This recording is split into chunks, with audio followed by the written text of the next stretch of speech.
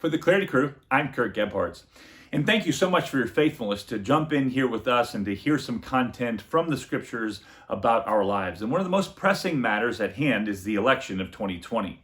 And so the reality is, since 2020 has been so crazy up until this point, I thought it would be easiest for me just to simply tell you who to vote for.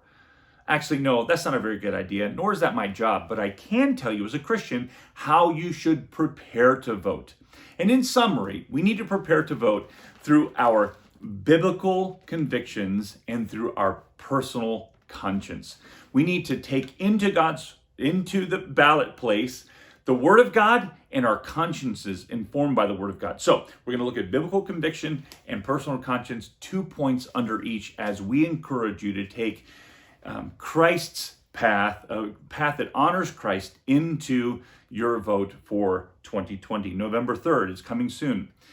Here are a couple thoughts about biblical conviction. Number one, I believe biblically that we should be convicted to engage and to vote. Jesus, in fact, commands us in Matthew 22:31, render to Caesar that which is Caesar's. And in so doing, he authorizes an entire category of our life as sojourners here on earth to be devoted to the political realm. And at the very least, out of gratitude for what God's given us here in America, we should discharge our civil duty by voting and voting regularly. And so I think we should do just that.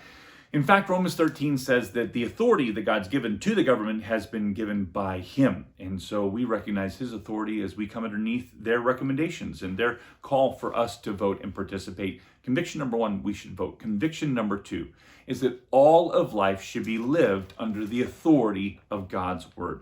In fact, 2 Corinthians 10:5 says that all thoughts should come into obedience underneath the truth of God's word. Every thought taken captive and grabbed and submitted to the obedience and submission to scriptures. And so we should go chapter and verse on how we vote and how we think about voting issues.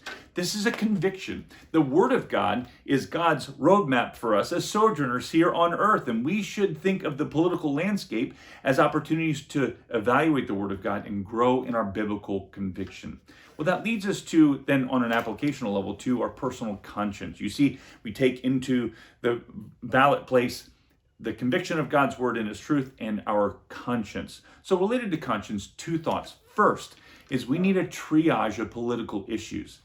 The reality is that all of us go into the political realm with experiences and upbringings that lead us down a certain path. And truly, a tributary of truth should come in and overwhelm that and should be greater in its volume and in its significance than all of our upbringing and experiences, so that the Word of God has more to say about how we think as Christians beyond how we have lived and experienced life.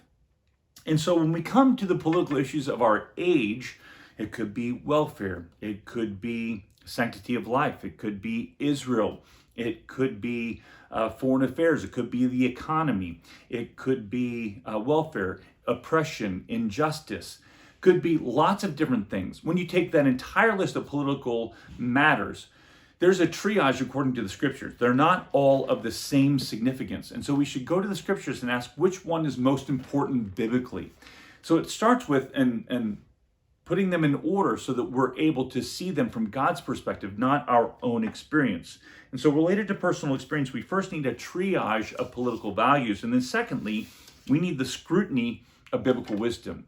Once you think you have a list that's biblical in terms of God's priorities versus our own personal priorities, then we ask the Word of God, what does it have to say on all of these topics? And how does the Bible inform or expand upon those different ideas? And so the second item is scrutiny of biblical wisdom. Take the words of God and identify how those issues are addressed in the scriptures and what God's solutions are for each of those and what he would promote as a political solution to those very complex issues. And so once you triage our political values, we then use scrutiny according to biblical wisdom to then put them in God's perspective. The truth is that we want God to be honored. Tony Evans says this: A vote for God's glory and the expansion of his kingdom is how he expects us to go into the ballot place, and I think the same. In fact, all that we do should be for the glory of the Lord Jesus and the expansion of his kingdom.